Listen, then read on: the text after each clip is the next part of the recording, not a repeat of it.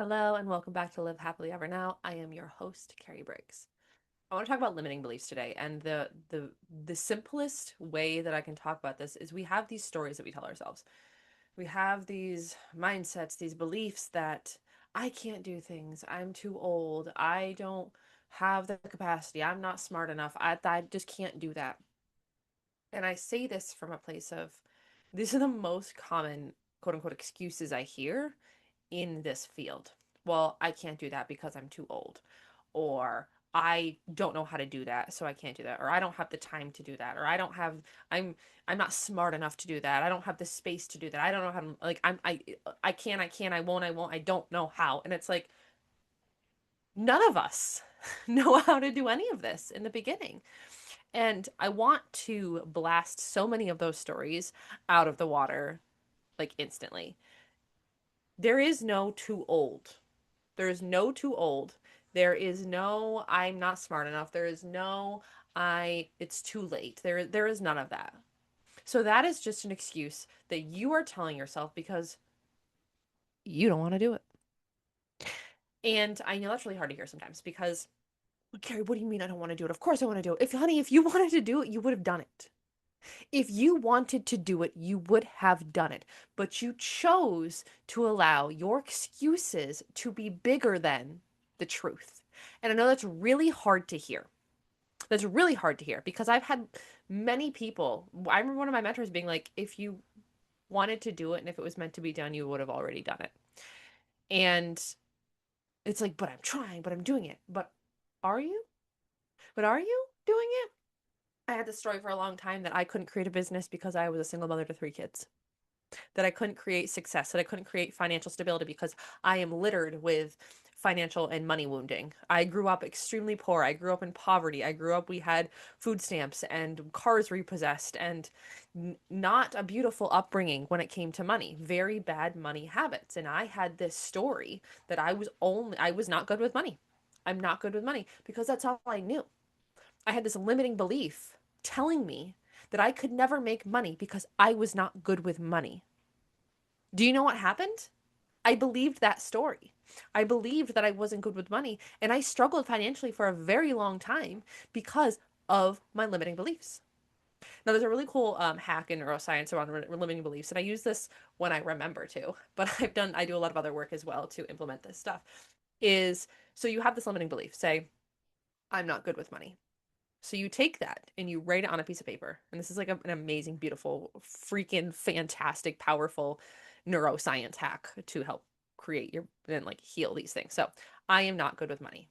And then underneath that, you wrote, this is the old story that I used to believe. Now I choose to believe that I am financially smart.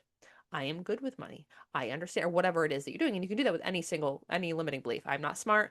That was the old story that I used to believe. I am very smart and I am very knowledgeable in lots of different ways. Or I am too old. First of all, fuck that one. That excuse needs to get way the fuck out of here. Why is that in vocabulary? I'm too old to do something. Who made those parameters that I'm too old to do something?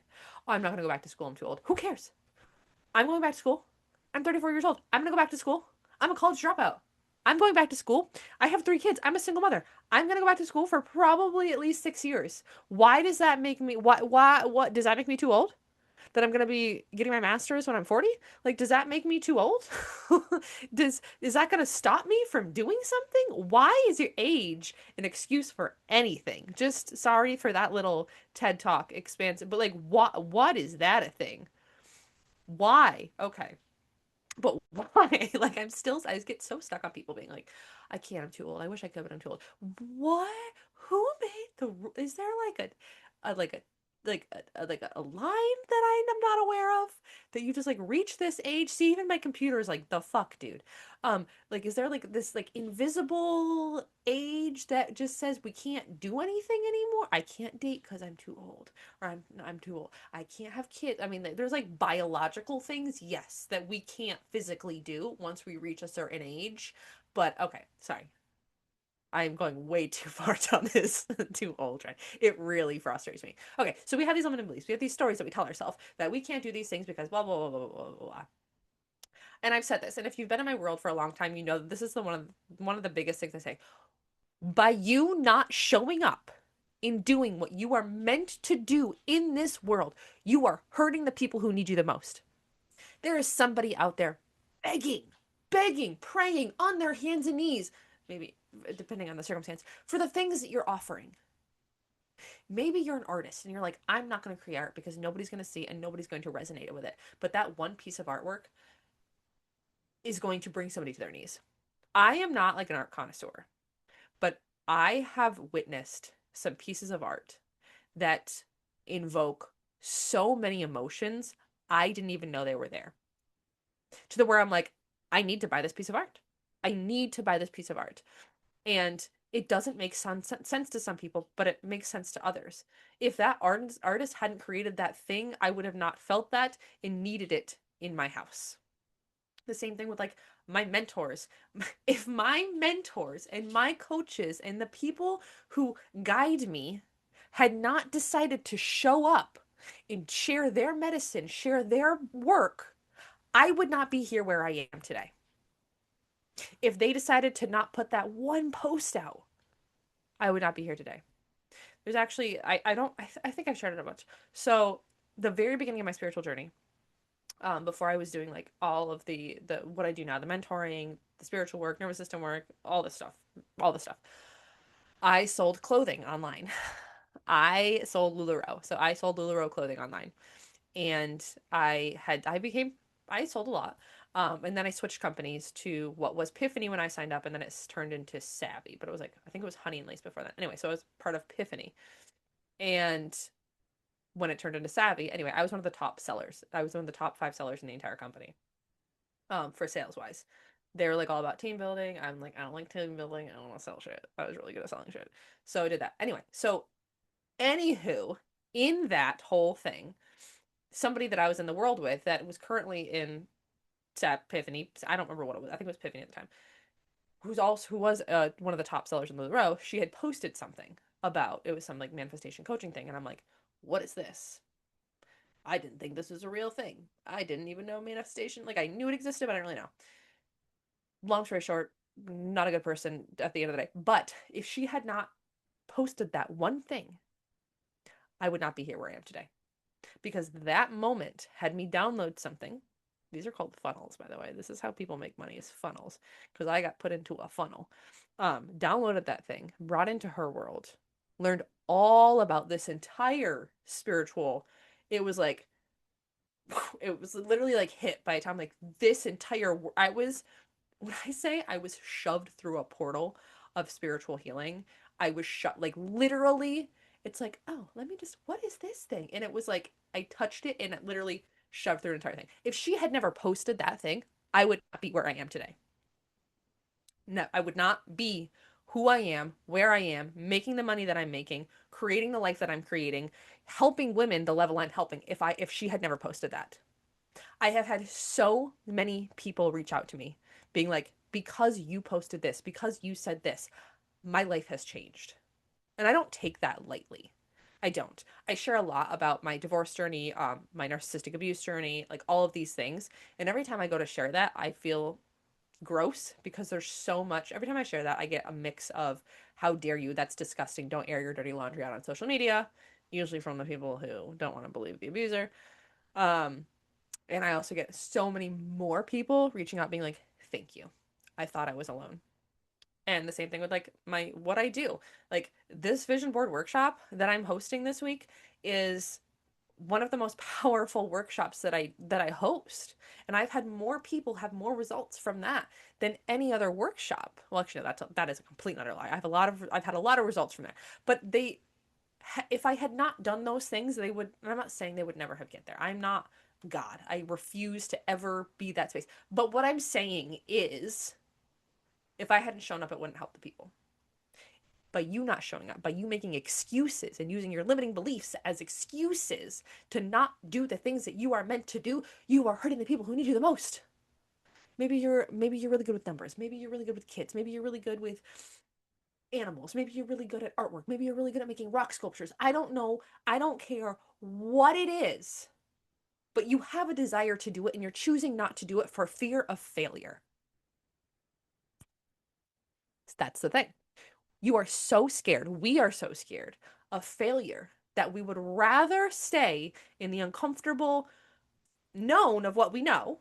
We'd rather stay in what we know now, which is uncomfortable and painful as fuck, than do the thing that we've never done before because we have never been there and never done it. We've never done it. So we're more scared of not knowing how to do it and not knowing what to do than we are staying where we are, which is uncomfortable and painful. Ooh, I just hit the microphone. I'm going to ask you a question, and I want you to answer honestly to yourself.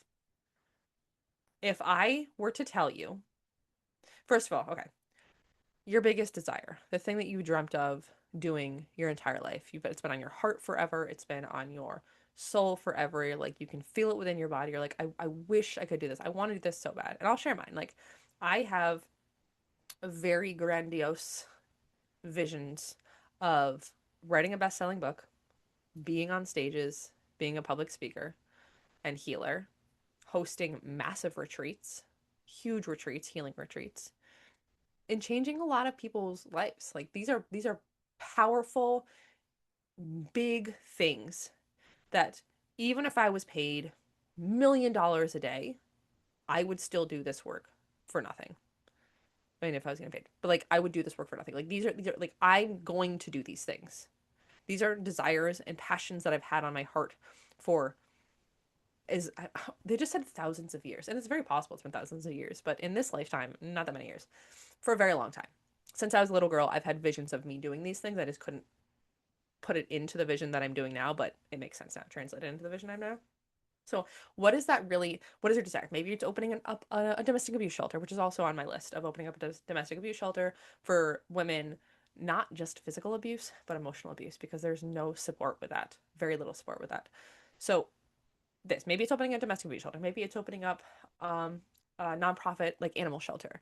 Maybe it's opening up an art studio. Maybe it's opening up a karaoke bar. Maybe it's opening up a comedy club. Maybe it's opening up a restaurant.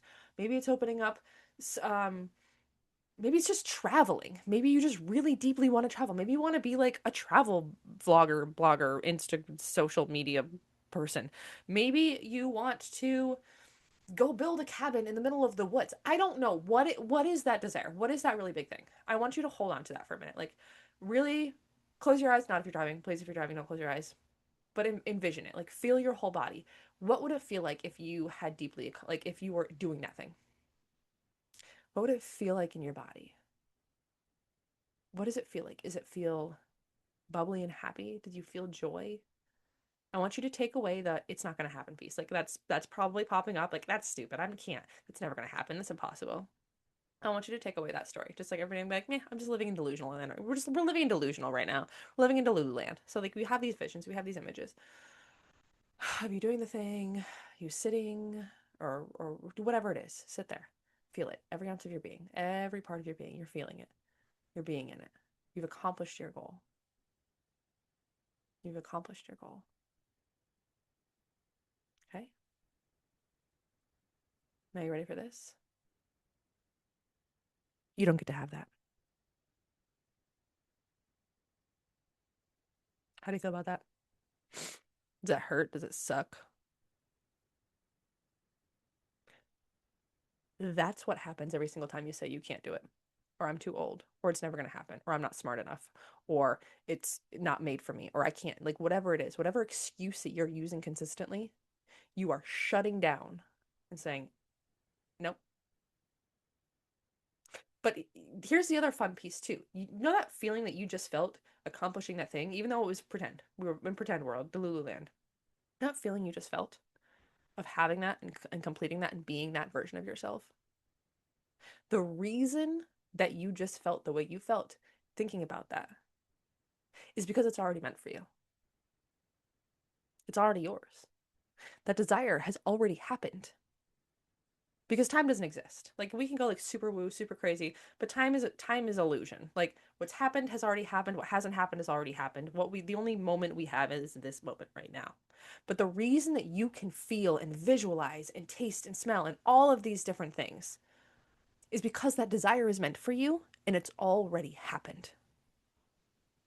And every single time that you make the excuse of, I can't do it, that's not made for me, I'm not somebody who can accomplish that, that is an impossible narrative, that I'm too old, whatever the fucking story it is that you're coming up with in your brain that's shutting it down. And every single time that you live in that space, feel into that, be like, I wish someday I could open that domestic abuse shelter. It'll never happen. Think about all the people that you're hurting by not doing that. And I hate to like be that person, be like, you're really hurting a lot of people or the animals or whatever it is.